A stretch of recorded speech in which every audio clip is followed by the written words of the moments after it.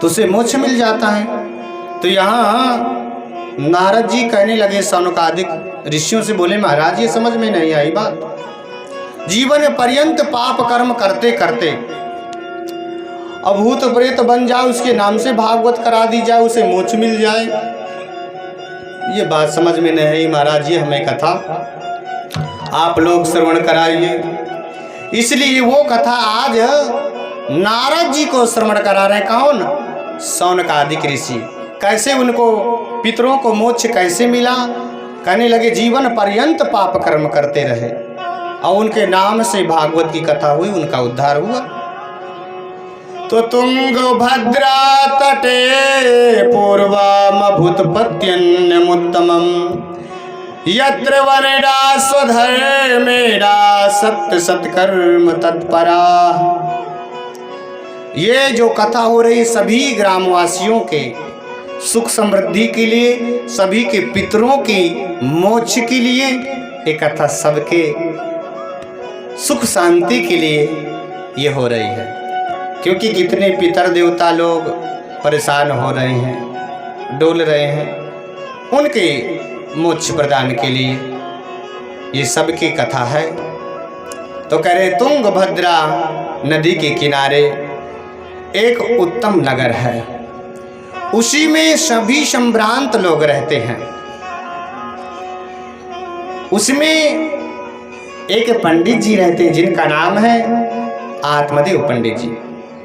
आत्मदेव पंडित जी बड़े विद्वान हैं, परिमित भाषी हैं। आत्मदेवत्व का मतलब जिन्होंने भगवान का दर्शन कर लिया हो उन्हें आत्मदेव पंडित जी बोलते हैं। आत्मदेव पंडित जी के यहाँ खूब वैभव है, खूब धन है, लेकिन उनकी बुद्धि थोड़ी लोभमयी है, खूब कृपा है, लेकिन उनके घर कोई पुत्र नहीं है। उनकी पत्नी है, उनकी पत्नी का नाम है धुंधली देवी। यथा नाम तथा गुण, जिसमें जैसा गुण होते हैं, जैसा जिसका नाम होता है वैसे में, यथा नाम तथा गुण, जिस जैसा नाम होता है वैसे उसमें गुण होते हैं।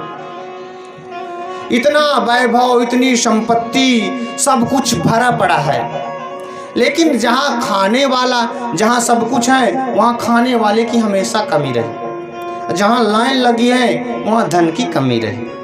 ये देखने को मिलता है कभी कभी। जहाँ करोड़ों अरबों की संपत्ति है, सब कुछ प्रदान है, वहाँ खाने वाला है ही नहीं। और जहाँ सब कुछ बहुत सारे हैं वहाँ थोड़ी धन की कमी रही। तो यहाँ बहुत वैभव है आत्मदेव पंडित जी के यहाँ, लेकिन धन तो है, लेकिन वहाँ खाने वाला नहीं, कोई पुत्री नहीं है। और यहाँ उनकी जो पत्नी है धुंधली देवी, बड़ी कर्कश बाड़ी है, कभी सामने वालों से लड़ लेना, कभी इधर से कभी उधर से, जानो बोलती ना जब ऐसा लगता है मेरे छिड़क दिया क्या लाल वाले, ऐसा कर्कश बाड़ी। प्यार से बोलो जय श्री राधे, और जोर से बोलो जय श्री राधे।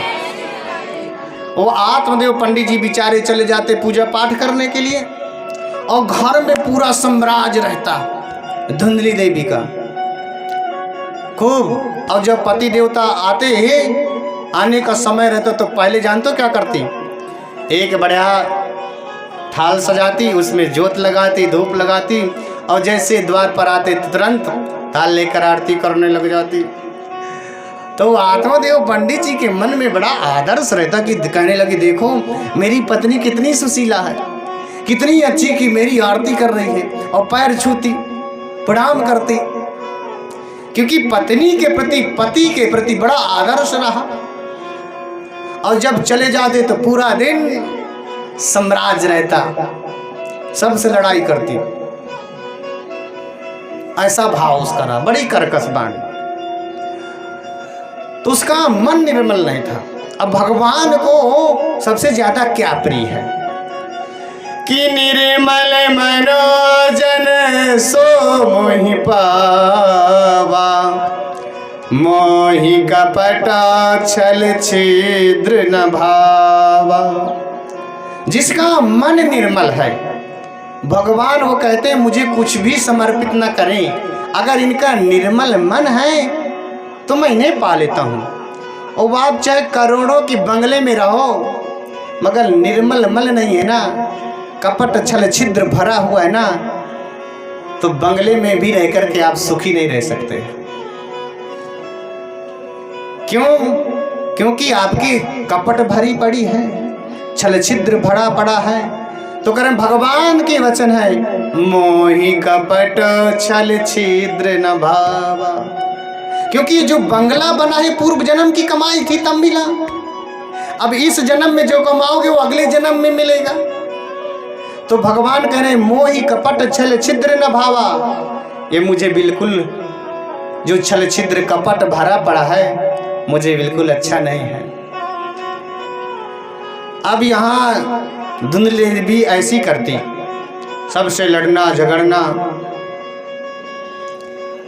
आत्मदेव पंडित जी की यहाँ 12 वर्ष हो गए कि गौ माता थी, उसके भी बच्चा बच्चिया किसी को हुआ नहीं, वो बांझ हो गई। तुलसी लगाते थे, कभी उनके घर में तुलसी हरी भरी हुई नहीं। अब बताओ, गाय बांझ हो गई, कोई पुत्र हो नहीं रहा है, तुलसी उनके घर में कभी हरी भरी हुई नहीं। देखो हर हिंदू के घर में, हर व्यक्ति के घर में तुलसी तो आंगन में होनी ही चाहिए। घर घर तुलसी ठाकुर सेवा, हर घर में बाल गोपाल होना चाहिए, तुलसी आंगन में होनी चाहिए। क्योंकि जहां घर में जब सबसे सुंदर कोई जगह हो वहां सुंदर मंदिर बनवाना चाहिए। जिस घर में मंदिर नहीं होता वो घर शमशान भूमि के समान होता है। इसलिए हर घर में मंदिर होना चाहिए। और जहां जिस घर में जब सबसे सुंदर जगह हो वहां मंदिर बनाएं, और मंदिर बनाकर अपने घर में भगवान जी को बिठाएं। और ये ना मन में रखें कि ये मूर्ति है, ये भाव से रखें कि साक्षात बांके बिहारी है, ये हमारे भगवान हैं। जब ये भाव आ जाए कि भगवान है, उन्हें भोग लगाओ, तुलसी छोड़ो। तो बिना तुलसी के बिना कन्हैया भोग लगाते नहीं हैं, इसलिए तुलसी का भोग लगाओ, ठाकुर की पूजा करो। करें घर घर तुलसी ठाकुर पूजा, कोई दिक्कत आ ही नहीं सकती। बढ़िया सुंदर पूजा करो। तो यहाँ निर्मल भाव नहीं रहे, तो जो भाव नहीं है उनके तो धन ले लो, धन है लेकिन पुत्र नहीं है। अब पुत्र नहीं है तो बेचारे रो रही है। एक दिन लोगों का आना हुआ, बोले आपके पितर खुश नहीं हैं, आपके कुल देवता खुश नहीं। बोले क्या हुआ? बोले देखो 12 वर्ष हो गए, गऊ बांझ हो गई, तुलसी सूख गई। बोले क्या? बोले आत्मदेव पंडित जी कहने लगे मैं अपने हाथ से देता हूँ जल, पता नहीं क्यों सूख गई। बोले कितने वर्ष हो गए आपके पुत्र ही नहीं है। आज सब लोग आ गए, बोले पितर खुश नहीं, कुल के देवी देवता खुश नहीं। आत्मदेव पंडित जी रोने लग गए, कहने बताओ इतना धन वैभव में क्या करूंगा जब मेरे कोई संतान नहीं है, कोई पुत्र नहीं है। क्या मैं मुख दिखाने योग्य नहीं रहूंगा? क्या मैं निर्वंशी रहूंगा? जब ये भाव आए, एक दिन जाकर के नितांत जंगल में आत्मदेव पंडित जी पहुंच गए और रोने लग गए। नितांत जंगल में पहुंचे हैं और नितांत जंगल में बैठकर रो रहे हैं। प्यार से बोलो जय श्री राधे, और जोर से बोलो जय श्री राधे। कथम रोदिसी विप्रा काते चिंता बलीयसी वत्वं सत्वरं मह्यं स्वरस्या दुखस्य कारणम। अभी देखो थोड़ी देर में राधा कृष्ण की झांकी दिखाएंगे, बड़ी सुंदर सुंदर आप लोगों को। आप लोग ज़्यादा से ज़्यादा संख्या में आओ, और जब ज़्यादा संख्या में आते हो ना तो अच्छा भी लगता है कि हाँ सब लोग आ रहे हैं, उत्सव मना रहे हैं। और हम तो बड़ी दूर से आपको कथा सुनाने के लिए आए हैं। अब बिल्कुल बड़ी सरल भाषा में आपको बताने का प्रयास करूँगा कि आपको बिल्कुल समझ में आ जाए और फल भी आपको प्राप्त हो जाए, आपके पितरों के निमित्त उनका भी कल्याण हो जाए। तो यहाँ पंडित जी रो रहे हैं, कहने लगे कथम रोदिषि विप्राकाते चिंतावलियोसि वत्वम सत्वरम मह्यम सुरस्य दुखस्य कारणम।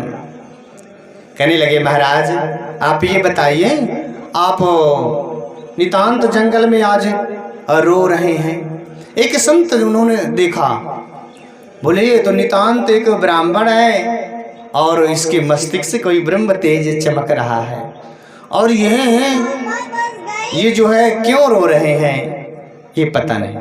जाकर कहने लगे आप इतना नितांत जंगल में आप रो रहे हैं। कहने लगे इसलिए मैं नितांत जंगल में आया हूँ, एक मेरा संकल्प है कि मेरे घर में कोई पुत्र नहीं है, और जब तक पुत्र होगा नहीं तब तक मैं घर वापस जाऊंगा नहीं।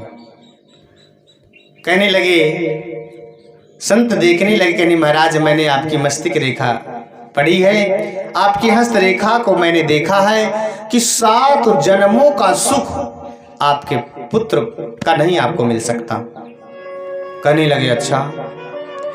तो आत्मदेव पंडित जी कहने लगे महाराज आप हस्त रेखा बदल सकते हैं, आप मस्तिष्क रेखा बदल सकते हैं,